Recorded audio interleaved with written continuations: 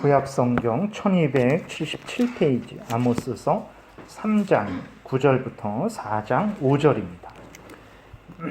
우리 교독하겠습니다.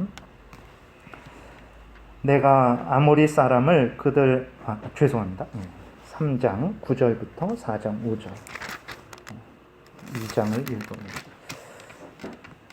아스돗의 궁궐들과 애굽 땅의 궁궐들에 선포하여 이르기를 너희는 사마리아 산들에 모여 그 성중에서 얼마나 큰 요란함과 학대함이 있나 보라 하라. 그래서 포악과 겁탈을 쌓는 자들이 바른 일 행할 줄을 모르느니라. 여호와의 말씀이니라. 그러므로 주 여호와께서 이와 같이 말씀하시되 이 땅 사면에 대적이 있어 내 힘을 쇠하게 하며 내 궁궐을 약탈하리라. 여호와께서 이와 같이 말씀하시되 목자가 사자 입에서 양의 두 다리나 귀 조각을 건져낸과 같이 사마리아에서 침상 모서리에나 상 방석에 앉은 이스라엘 자손도 건져냄을 입으리라. 주 여호와 만군의 하나님의 말씀이니라. 너희는 듣고 야곱의 족속에게 증언하라. 내가 이스라엘의 모든 죄를 보응하는 날에 베델의 제단을 멸하여 그 제단의 뿔들을 꺾어 땅에 떨어뜨리고 겨울 궁과 여름 궁을 치리니 상하 궁들이 파괴되며 큰 궁들이 무너지리라. 여호와의 말씀이니라. 사마리아의 산에 있는 바산의 암소들아 이 말을 들으라. 너희는 힘없는 자를 학대하며 가난한 자를 압제하며 가장에게 이르기를 술을 가져다가 우리로 마시게 하라 하는도다.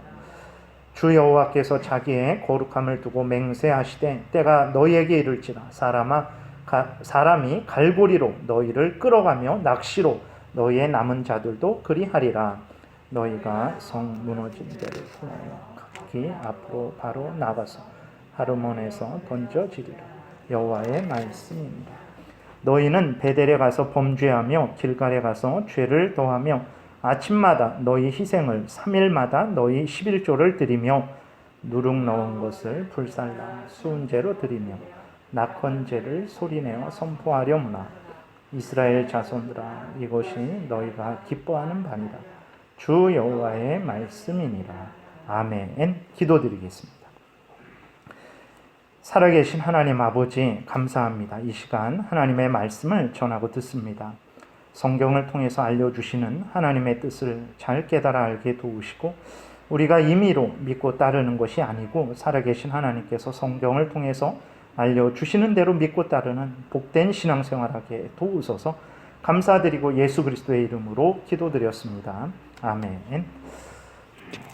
오늘은 이제 아모스서 3장 9절부터 4장 5절 말씀을 통해서 하나님이 이스라엘에게 보응을 하시는데 형벌을 내리시는데 철저한 형벌, 철저한 보응, 다시 말해서 일상생활에 관한 부분도 하나님께서 형벌하시고 또 신앙생활에 관한 부분도 하나님께서 형벌하신다라는 내용으로 그래서 우리가 항상 일상생활적인 부분에서도 깨어 있어야 되겠고 신앙생활적인 면에 있어서도 깨어 있어야 된다라는 내용으로 말씀을 드리겠습니다. 하나님은 그 오늘 본문을 통해서 우리가 보게 되면 이스라엘 백성들을 형벌하시는데 전체적으로 이스라엘 백성들의 전체적인 면에 있어서 형벌을 하십니다. 그것은 이제 이스라엘의 죄 때문에 형벌을 하시는 것이지 이스라엘 백성들이 잘 살고 평안하게 살고 부유하게 살고 건강하게 살고 그것이 시기 나셔서 형벌하시는 그런 것이 절대 아닙니다. 그러니까 지금 이 아모스가 북쪽 이스라엘에 대해서 하나님의 심판을 선포하실 때 그 북쪽 이스라엘은 여로보암 왕이라는 여로보암 왕이 2명입니다. 그래서 지금 아모스 시대에 여로보암 왕이 있고 솔로몬의 아들 르호보암 때에 이스라엘이 두 쪽으로 갈라질 때 초대 여로보암 왕이 있어요. 그 여로보암 왕이 있고 이제 한참 지나서 이제 북쪽에 여로보암 왕이 있는데 이때가 북쪽 이스라엘이 가장 번성할 때입니다. 그래서 다윗 시대, 솔로몬 시대 때의 영토를 거의 다 회복했어요. 그리고 가장 강성했습니다. 그래서 아주 그 경제적으로, 정치적으로 뭐 외교적으로 모든 면에서 부족함이 없었던 그러한 시기였죠. 그러니까 이스라엘 백성들은 왜 자기들의 이렇게 잘 살고 있는데 하나님께서 왜 자기들에게 잘못했다 그리고 하나님께 제사도 잘 드리고 뭐 그렇게 하라는 대로 다 하는데 왜 하나님께서는 우리에게 형벌을 하시겠다고 자꾸 이렇게 하시는가? 그들은 이해를 하지 못했었어요. 그런데 오늘 본문에서도 하나님께서 일상적인 면, 그 다음에 종교적인 면, 이스라엘의 전체적인 면에 대해서 이제 형벌을 하시는데 하나님이 왜 그러시냐 그랬을 때 그것은 이제 우리가 먼저 살펴봤듯이 1장이나 2장이나 3장을 통해서 기록된 대로 이스라엘의 죄 때문에 그런 것입니다. 하나님이 괜히 그러시는 게 아니에요. 물론 하나님이 재앙을 내리실 때는 이제 죄 때문에 첫 번째로 죄에 대해서 형벌하시기 위해서 그래서 그 죄를 지적하시고 징계하시고 깨닫게 하시고 회개케 하시기 위해서 그 다음에 깨어있게 하시기 위해서 그 다음에 연단하시기 위해서 그 다음에 하나님이 이유를 안 알려주실 때가 있어요. 이거는 내가 범죄하지도 않았고 깨어 있었고 연단 잘 훈련받고 있는데 하나님이 재앙을 내리실 때가 있어요.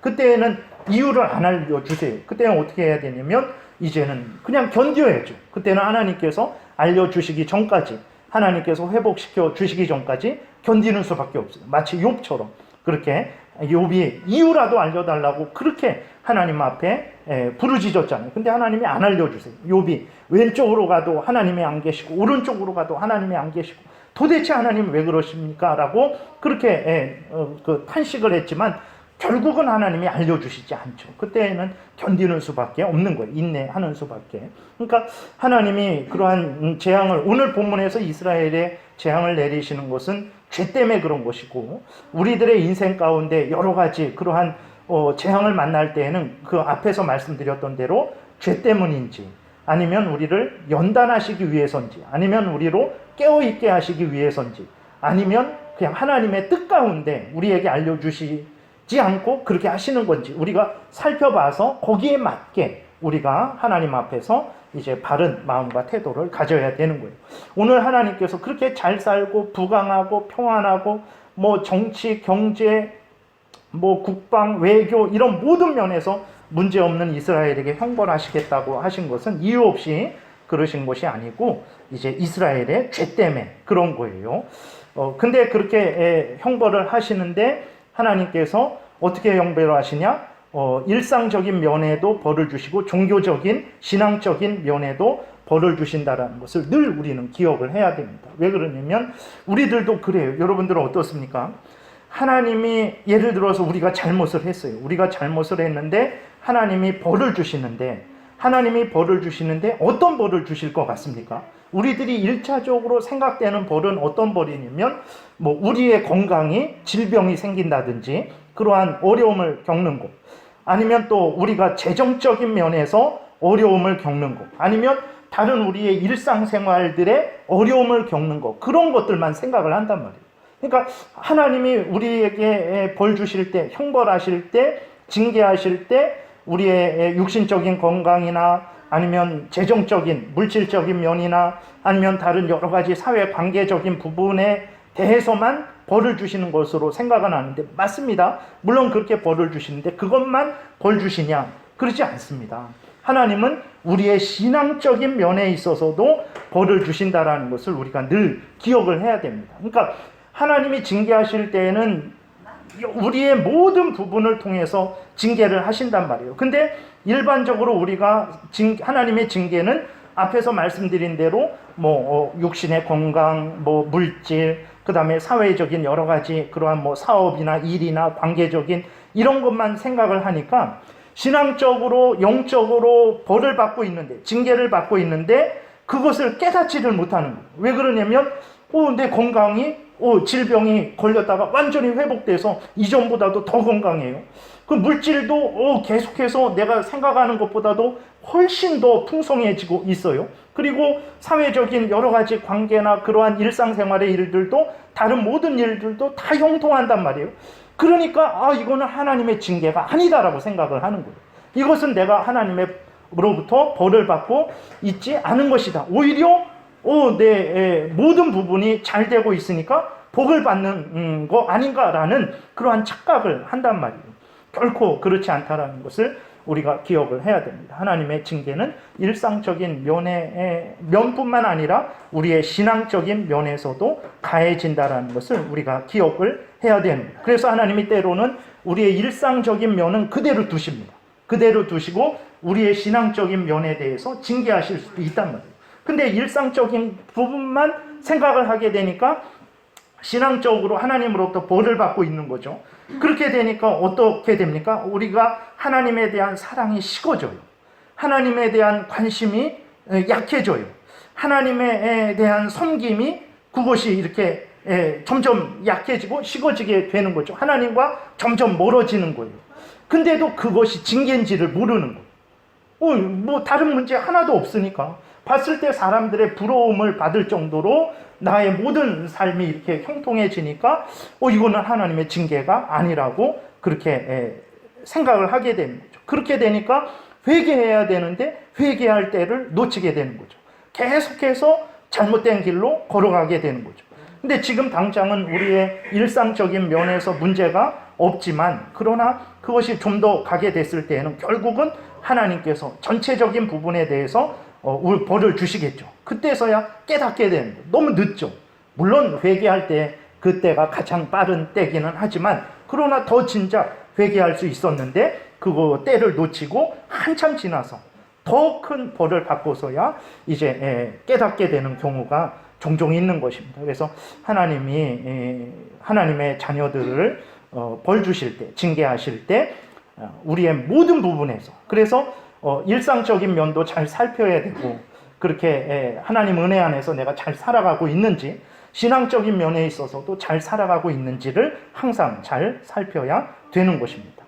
오늘 본문으로 다시 돌아오게 되면 하나님께서 이제 이스라엘 백성들을 징계하시는데 하나님께서 뭐라고 말씀을 하시냐면 3장 9절에 보게 되니까 아스돗의 궁궐들 애굽 땅의 궁궐들에게 선포해라. 그 아모스에게 말씀을 하시는 거예요. 아스돗은 블레셋 사람들의 땅에 있는 그 도시입니다. 블레셋 나라예요. 그러니까 철천지 원수예요. 아주 그 이스라엘의 원수입니다. 원수 중에 원수죠. 블레셋은. 그 블레셋의 아스돗의 궁궐들에게 하나님께서 아모스를 시켜서 그들로 듣게 해라. 그들에게 말해라. 또 애굽의 궁궐들에게 선포해라. 말씀을 하시는 거예요.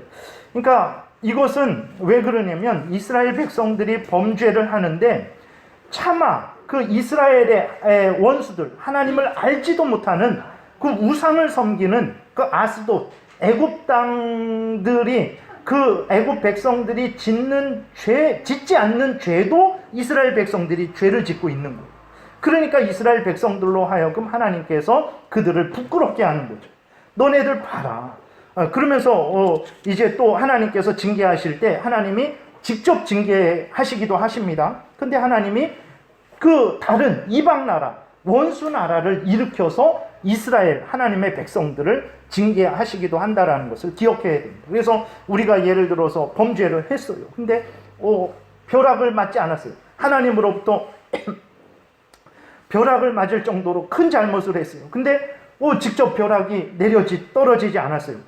그러니까 하나님이 나를 그렇게 징계하시지 않는가 보다 라고 생각해서는 안 됩니다. 하나님이 직접 징계하시기도 하지만 다른 것을 통해서 징계하신다라는 것도 우리가 늘 기억을 해야 되는 거예요. 그래서 하나님이 이 이스라엘의 원수들인 그러한 애굽을 통해서 그 블레셋의 아스돗을 통해서 하나님이 이스라엘 백성들을 징계하는 거예요. 그러니까 하박국 선지자도 이것을 잘 몰랐어요. 그래서 하나님이 바벨론을 일으켜서 이스라엘 백성들을 징계하신다 그럴 때 이해를 못했어요. 어떻게 하나님 불의한 백성들을 일으켜서 하나님의 의로운 백성들을 형벌하십니까? 그걸 이해를 못해서 도대체 말씀 좀 해주세요 라고 하박국이 처음에는 하나님께 따지고 막 그랬었던 그 내용들이 있습니다. 근데 그러면 이스라엘 백성들이 어떤 그러한 죄를 졌냐? 그 앞쪽에서 2장과 3장 앞부분을 통해서 말씀을 드렸어요. 근데 여기 9절에서도 보게 되면 9절 10절에 보게 되니까 아스돗의 궁궐들과 애굽 땅의 궁궐들에게 선포하여 이르기를 너희는 사마리아 산들에 모여 그 성 중에서 얼마나 큰 요란함과 학대함이 있나 보라 하라 그랬습니다. 그러니까 이스라엘 그 사마리아 북쪽 이스라엘의 수도인 사마리아 이게 감기 걸려서 그런 게 아니고 목에 간질간질 이게 근데 감기 걸려서 그런 건 아닙니다. 목소리를 좀 이렇게 해갖고 그런 것 같아요. 그래서 그 이스라엘 백성 그 수도인 사마리아 성에 큰 요란함과 학대함이 있다라는 거예요. 10절에 보니까 자기 궁궐에서 포악과 겁탈을 쌓는 자들이 바른 일 행할 줄을 모른다라고 하나님께서 그렇게 말씀을 하고 있어요. 그러니까 우리가 2장 또 그쪽에서 보게 되면은 이스라엘 백성들이 어떤 죄를 졌습니까? 신한 켤레를 받고 의인을 팔아버려요. 네. 돈을 받고 그 의인들을 불의하다라고 하고 불의한 자들을 선하다라는 그러한 판결을 내립니다. 백성들, 가난한 자들, 힘없는 자들을 그들의 것을 착취하고 또 그들의 머리를 그 땅 진토에 아주 고꾸라뜨려 버리고 그 머리를 발로 밟아버려요. 온갖 음행을 저지릅니다. 그러니까 정말 형언할 수 없는 그러한 그 악을 행하는 거예요. 그러니까 하나님께서 그 백성들을 지키고 보호하고 인도하라고 세운 왕들과 지도자들이 그 자기의 형제들, 자기의 그 백성들을 향해서 그렇게 포악을 하는 거예요. 그러니까 애굽 왕들도 그러지 않는 거예요. 블레셋 사람들도 그러지 않죠. 자기 나라 형제들이고 자기 형제들이고 자기 백성들이니까 그 백성들을 그 형제들을 위해서 일하는데 이스라엘 백성들은 자기 형제고 자기 백성들인데 그 자기 형제요 자기 백성들의 고요를 짜내어 갖고 자기들의 탐욕을 이제 만족시키는 그런 일을 하는 거예요. 그러니까 하나님이 어디 한번 아모스야 그 애굽 왕들을 불러라. 블레셋 그 원수 나라 사람들도 한번 불러봐라. 지금 하나님의 백성이라고 일컬어지는 이 사마리아 사람들이 얼마나 큰 악을 행하고 있는지 한번 보게 해라. 이렇게 말씀을 하시는 거예요. 그래서 하나님께서 이제 이렇게 악을 행하는 이스라엘 백성들을 형벌하십니다. 그래 어떻게 형벌하시냐면 15절에 보게 되니까 3장 15절에 보게 되니까 겨울 궁과 여름 궁을 치리니 상하 궁들이 파괴되며 큰 궁들이 무너지리라 여호와의 말씀이니라. 그러니까 사마리아 궁이 있어요. 사마리아 궁궐이 있습니다. 얼마나 잘 졌겠습니까? 그 잘 졌으니까 거기에서 뭐 1년 4계절을 살 수 있죠. 여름에도 그 궁궐에서 살 수 있고 겨울에도 그 궁궐에서 얼마든지 살 수 있는데 이들이 얼마나 사치스럽냐면 그 궁궐로 만족 못하고 그 궁궐 안에 또 겨울궁, 겨울에 살 수 있는 곳, 그 다음에 여름궁, 여름에 살 수 있는 곳. 그러니까 추위를 좀 더 피할 수 있게, 더위를 좀 더 피할 수 있게 상하로 그렇게 온갖 화려하게 사치스럽게 궁을 만드는 것. 그 돈이 어디서 났겠습니까? 백성들의 고열을 짜내어서 만든 거예요. 그거는 블레셋도 그러지 않고 애굽도 그러지 않아요. 근데 이스라엘 백성들은 자기 형제요, 자기 민족이요, 자기 백성들을 착취해갖고 그 일을 하는 거예요. 그러니까 이스라엘 백성들이 얼마나 그렇게 사치스럽게 탐욕스럽게 살았는지를 우리가 보게 되는 거죠. 근데 이러한 일들은 어느 나라 어느 시대건 있는 것 같아요. 높은 지위와 권세를 추구하는 자들, 그리고 그 자리에 오르는 자들은 늘 그 지위와 권세를 사유하고 또 악용해서 온갖 부정을 저지르고 자신들의 치부를 쌓죠. 몇몇 특별한 지도자들을 제외하고는 대부분이 그래요. 어느 정도 하면 그러려니 하는데 대부분은 그 선을 넘어버려요. 정말 과도하게 합니다. 그 보니까는 그 저도 정확하게 내용은 보지 못했는데 그 예전에 그 뭐 차지철이라는 그 경호실장이 있잖아요. 뭐 박정희 대통령은 진짜 뭐 돌아가실 때 허리띠도 막 구멍 난 거, 이 속옷도 막 구멍 난 거, 뭐 이런 거 입고 돌아가셨다 그러잖아요. 근데 그 경호실장이었던 차지철 그 사람의 자녀들이 미국에서 그 재산이 조 단위래요, 조. 그래서 제가 그 내용은 못 봤습니다. 그냥 헤드라인만 봤어요. 500억대 그 재산을 팔려고 하다가 무슨 문제가 생겼다라는 그 기사가 이렇게 있더라고요. 그 내용은 안 보고 그냥 그렇게 했는데 대부분이 그래요. 몇몇 지도자를 빼놓고는 대부분이 그래요. 예.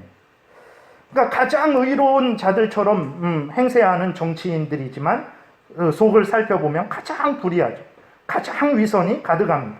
남을 비판하던 자들이 오히려 그 남을 비판하는 자리에 오르자마자 오히려 선을 악이라 그리고 악을 선이라 하면서 이전 사람들보다 더해요.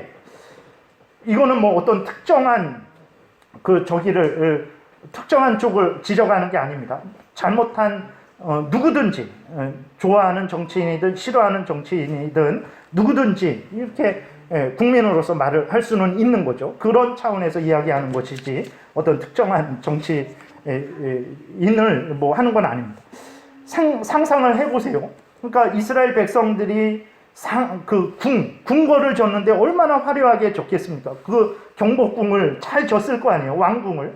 근데 또 그 안에 아니면 그 옆에 겨울에 살 수 있는 궁, 여름에 살 수 있는 궁, 그것도 상하로 온갖 보석으로 치장을 해서 그것도 자기들 돈으로 한 게 아니고 백성들의 형제요, 동포요, 국민들의 돈을 고효를 정말 짜내어 갖고 그렇게 만든 거예요. 이러한 일들이 옛날에만 있는가? 그건 어느 시대, 어느 나라 하고 상관없이 항상 있는 것 같아요. 예. 의사가 되는데 시험을 보지 않고 의사가 될 수 있을까? 대학을 가는데 시험을 한 번도 안 보고 그렇게 좋은 대학, 그렇게 의대까지 갈 수 있을까? 그래서 의사가 될 수 있을까? 여러분 카톡으로 휴가를 연장할 수 있습니까? 제 군대 생활 한 걸로 따지면 상상을 할 수 없어요. 예. 정말 늦지 않으려고 휴가 갔다가 정말 일찍 몇 시간 전에 거기 이렇게 청주 그쪽에 있어서 터미널에 모여서 거기 집합하는 장소에 그냥 몇 시간 전에 도착해갖고 기다리고 뭐 이런 차원이 수천억을 사기쳐도 미국으로 도망가서 온갖 호화스럽게 그러한 사치스러운 생활을 하고 있어요. 어디 있는지 아는데도 잡지를 않아요. 사람을 바다에 빠뜨려 놓고 9시간가량 그 추운데 그 찬물에 결국은 총으로 쏴서 죽여요. 근데 그 부분에 대해서 잘못됐다라고 말하는 지도자들이 없어요. 여러분 그게 말이 됩니까? 우리들의 지도자들인데 우리들을 위하는 위정자들인데 그 보호해야 될 국민이 그러한 학대를 당하고 학살을 당했는데도 불구하고 잘못됐다라고 말하는 정치인이 없어요. 김정은이라는 북한의 나쁜 지도자가 뭐 열병식을 할 때 인민들을 위해서 뭐 고맙다 그리고 눈물을 흘렸다 그러니까 오히려 공감을 하고 막 대단한 지도자라고 말을 해요. 정신병자입니다. 진짜로. 네. 김정은도 그렇고 그러한 지도자들을 옳다라고 하는 사람들은 정말로 이렇게 돌아봐야 됩니다. 있을 수가 없는 사람을 총으로 쏴서 죽여놓고 기름 뿌려 불질러 놓고 인민들을 사랑한다 고맙다 그러면 그게 넘어가는 일입니까? 이러한 지도자들이 오늘 본문에서 나오는 자들과 뭐가 다르겠습니까? 이거는 지금의 어떤 정치 지도자들 뿐만 아니라 모든 시대, 모든 그런 다른 사람들도 마찬가지예요. 잘못을 했으면 비판을 받아야 되는 차원에서 말씀을 드리는 것입니다. 3장 10절에 자기 궁궐에서 포학과 겁탈을 쌓는 자들이 바른 일 행할 줄을 모르느니라. 4장 1절에 사마리아의 산에 있는 바산의 암소들아. 그러니까 이 바산이라는 곳이 비옥한 땅입니다.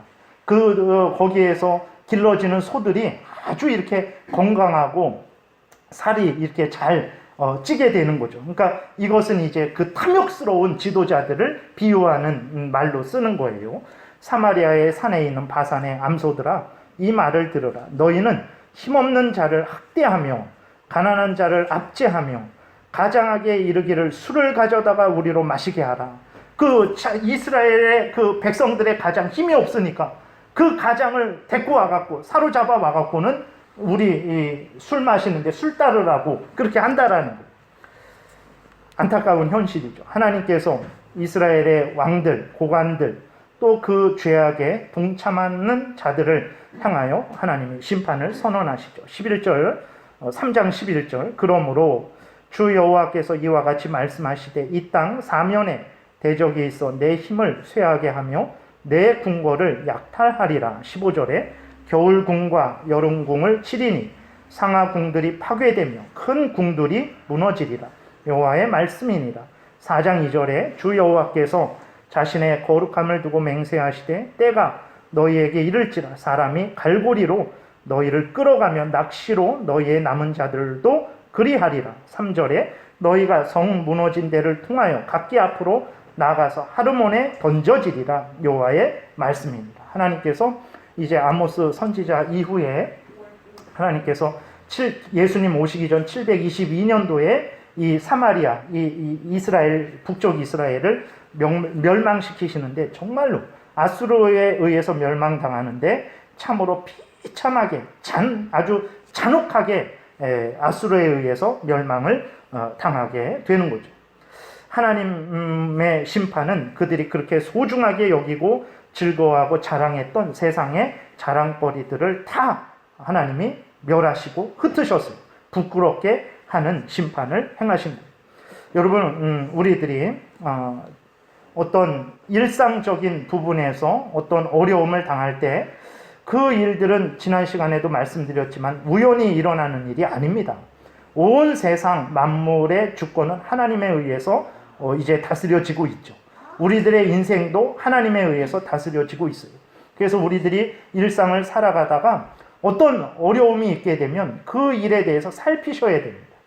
하나님이 왜 이런 어려움을 주셨는가?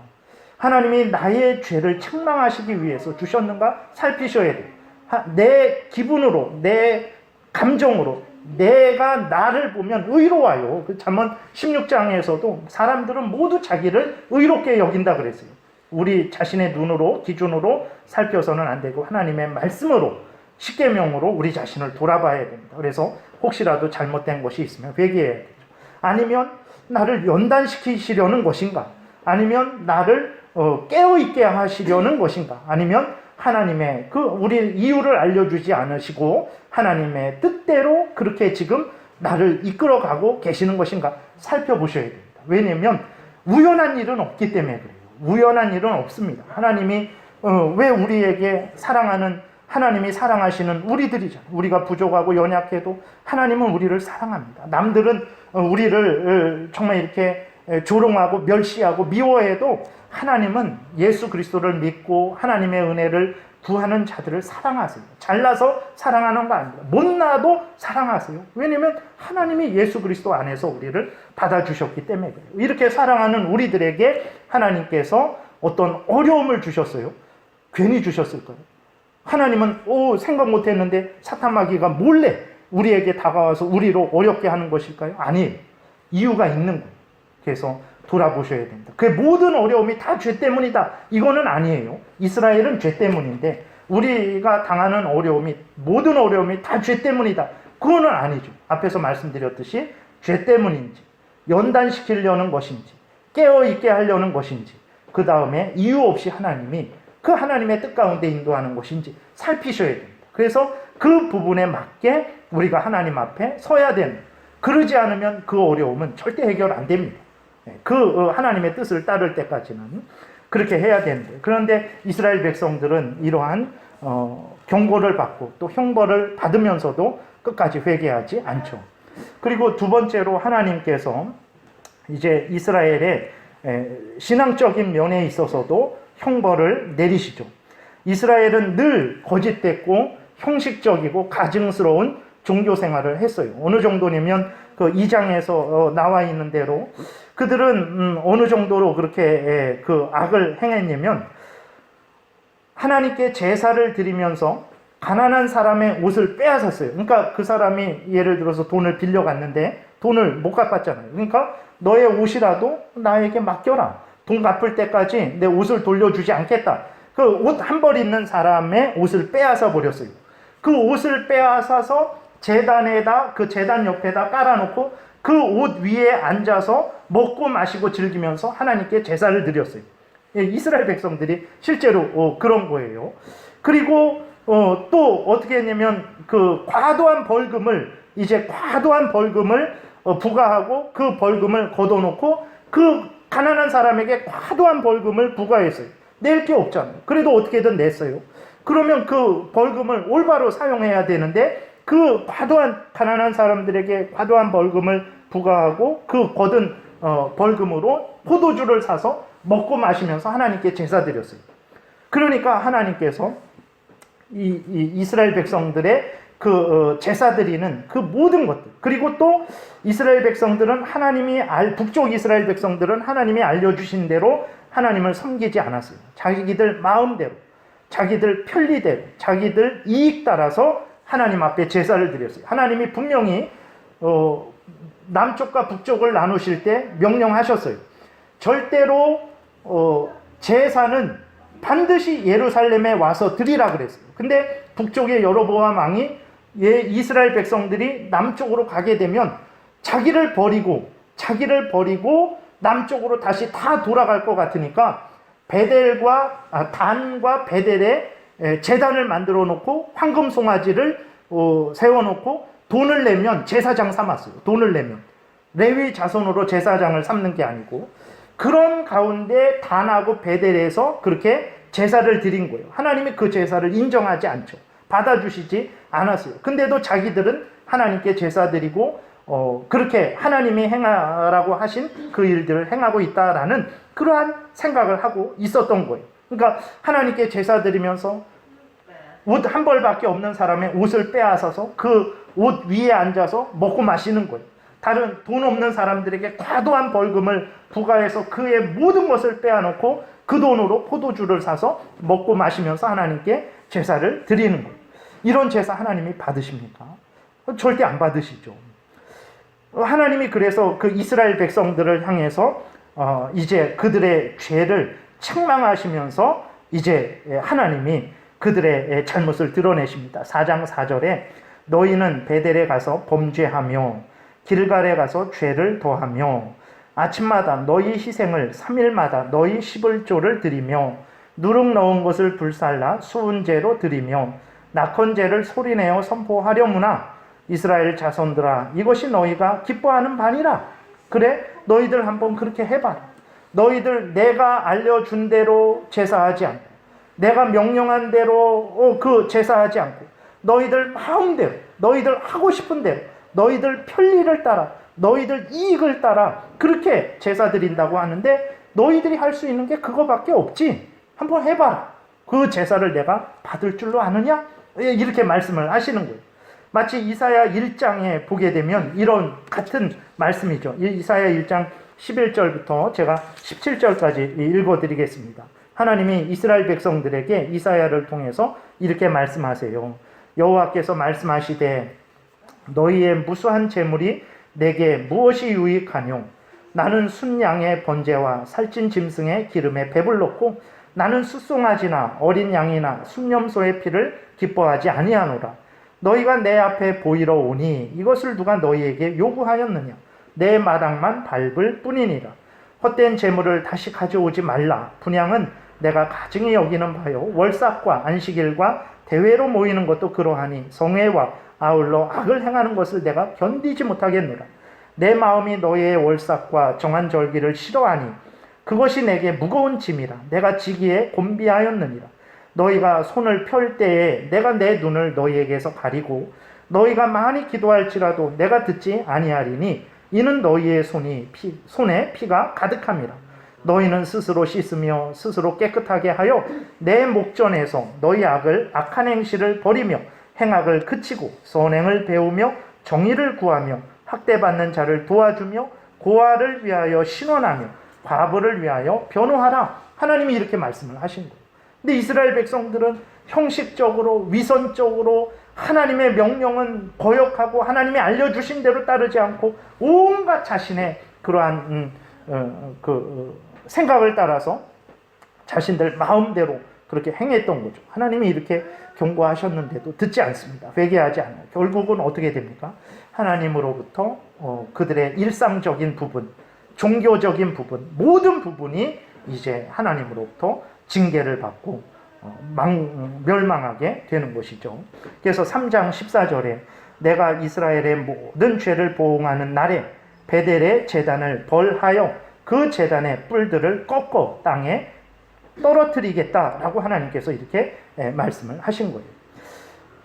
우리들이 이 일을 우리들도 심각하게 생각해야 됩니다. 그러니까 많은, 앞에서 말씀드렸지만 많은 사람들이, 그리스도인들조차도 아직 경제적인 어려움이 없고 안보적인 어려움이 없고 큰 심각한 위기가 눈에 보이지 않으니까 아직은 괜찮은 거 아닌가, 하나님이 우리를 벌 주시지는 않는 것 아닌가라고 생각을 하죠. 그러나 그렇지 않습니다. 여러분, 우리 자신과 대한민국에 있는 교회들을 보세요. 지금 형편이 안전한 형편인가? 우리 자신들, 대한민국에 있는 교회들 우리가 살펴봐야 됩니다. 정말 우리 자신이 먼저 하나님 앞에서 죄를 깨닫고 세상과 구별되어서 이생의 자랑, 안목의 정욕, 육신의 정욕을 멀리하고 살아계신 하나님을 진정으로 사랑하는 일들이 점점 풍성해지고 있습니까? 이러한 우한폐렴의 그 심각한, 사람이 죽어나가고 예배도 못 드리고 교회가 정말 국가에 휘둘리게 되고 정말 아무것도 못하는 이런 어려운, 정말 이렇게 이스라엘이 멸망당하는 것과 같은 그러한 차원이죠. 대한민국 땅에서 2020년도에 이런 일이 일어난다라는 것은 그냥 우리가 그럴 수도 있지 하고 넘어갈 일이 아니란 말이에요. 이것은 정말로 큰 일이란 말이에요. 그랬을 때 하나님이 왜 이런 일을 허락하셨을까? 정말 죄 때문인가? 정말 연단하려고 하시는 건가? 정말 우리로 깨어있게 하시려는 건가? 다른 뜻이 있어서 그런가? 우리가 살펴봐야 된다. 그래서 이것이든 저것이든 우리는 어떻게 해야 됩니까? 우리를 돌아보고 잘못한 것이 있으면 회개하고 더 연단받아야 되면, 더 깨어있어야 되면 또 그렇게 우리가 연단받고 깨어있어야 된단 말이에요. 그럼 우리의 삶이, 우리 자신의, 남들은 둘째치고 우리 자신들이 정말 그렇게 하고 있는가? 하나님 앞에서 이번 과정을 거치면서 더 겸손하고 하나님이 내 생사화복의 주관자시다라는 것을 더 분명하게 믿고 더 하나님을 의지하려고 하고 더 하나님을 가까이 하려고 하고 이전에 잘못된 것들에 대해서 더 하나님께 진정으로 회개하고 고치려는 그러한 마음과 그러한 말과 그러한 행동들이 점점 이렇게 늘어나고 있는가? 하나님을 향하여 마음을 다하고 뜻을 다하고 힘을 다하는 그러한 일들이 나의 삶 속에서 점점 늘어나고 있는가? 하나님이 제일 우선 중심이 되는 그러한 마음과 태도로 삶을 살아가고 있는가 살펴야 되는 거예요. 하나님께서 이스라엘 백성들이 그렇게 하지 않으니까 계속해서 하나님이 말씀을 하셨어요. 그들의 일상적인 면을 통해서 어렵게 하시면서 이스라엘을 깨닫게 하시고 종교적인 면에 어렵게 하시면서 잘못한 것들을 깨닫게 하시고 저 원수 블레셋 애굽 사람들을 일으켜서 이스라엘 백성들을 깨닫게 하셨는데 결국은 어떻게 했습니까? 듣지 않았어요. 듣지 않고 무슨 문제인가?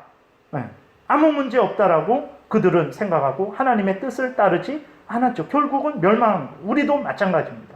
하나님이 이게 우리의 죄 때문인지 아니면 연단과 그 다음에 우리로 훈련과 깨어있게 하시기 위해서 하나님의 뜻 가운데 그러시는 것인지 우리가 살피고 우리 자신이 하나님이 원하시는 그 뜻대로 살아가지 않게 되면 어떻게 되겠습니까? 안전할 것 같습니까? 심각한 나라의 위기가, 교회가 아직 문 닫지 않았으니까 아직은 괜찮겠지 라는 마음을 우리가 계속 가져도 되겠습니까? 아니에요.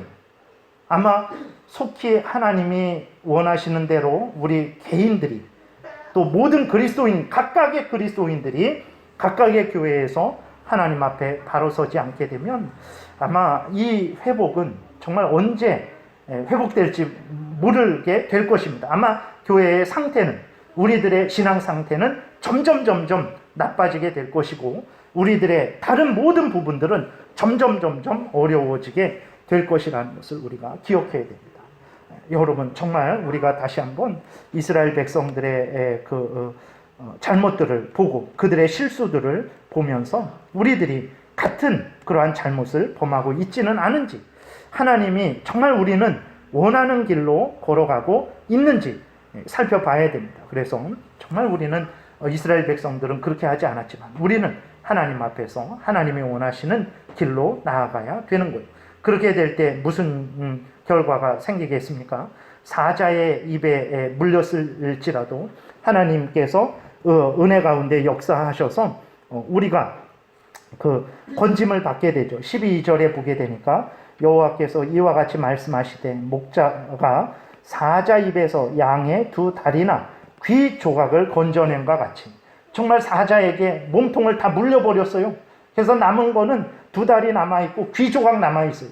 근데도 하나님이 건져주신대요. 목자가 그 사자에게 다 물려갖고 두 다리와 귀밖에 남지 않았는데 목자가 그 사자의 입에서 그 양을 건져내는 것과 같이 우리들이 지금 어떤 상태입니까? 침상 모서리에 겨우 걸터 앉은 그러한 상태지만 하나님께서 역사하시게 되면 거기에서 건져 주신다라는 거죠. 그러니까 우리들이 이 하나님의 경고와 또 하나님의 섭리 가운데 우리에게 원하시는 그것은 다른 거 아닙니다. 하나님의 성경 말씀을 따라서 살아가는 것이죠.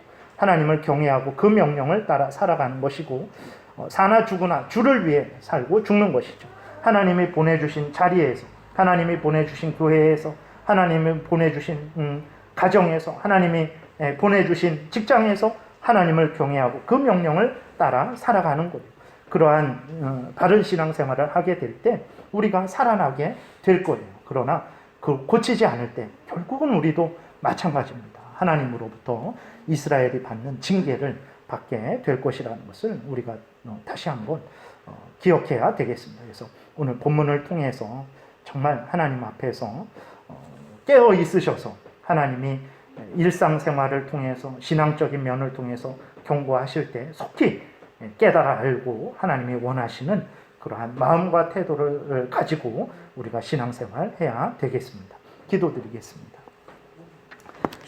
살아계신 하나님 아버지, 오늘도 은혜를 내려주셔서 감사를 드립니다. 하나님, 우리를 향한 하나님의 뜻을 잘 깨달아 알게 도우소서. 하나님, 우리 임의대로 우리를 판단하지 않게 도우소서. 그러면 우리야말로 가장 의로운 자라고 생각될 것입니다. 하나님 아버지, 우리가 우리 기준으로 우리를 보지 말게 도우시고 살아계신 하나님의 말씀에 근거해서 우리를 살피게 도우소서. 잘못된 것들이 있다면, 부족한 것들이 있다면 회개하고 고치고 채워넣게 도와주옵소서. 반드시 생명길을 가게 될 줄을 믿습니다. 예수님 이름으로 기도드렸습니다. 아멘.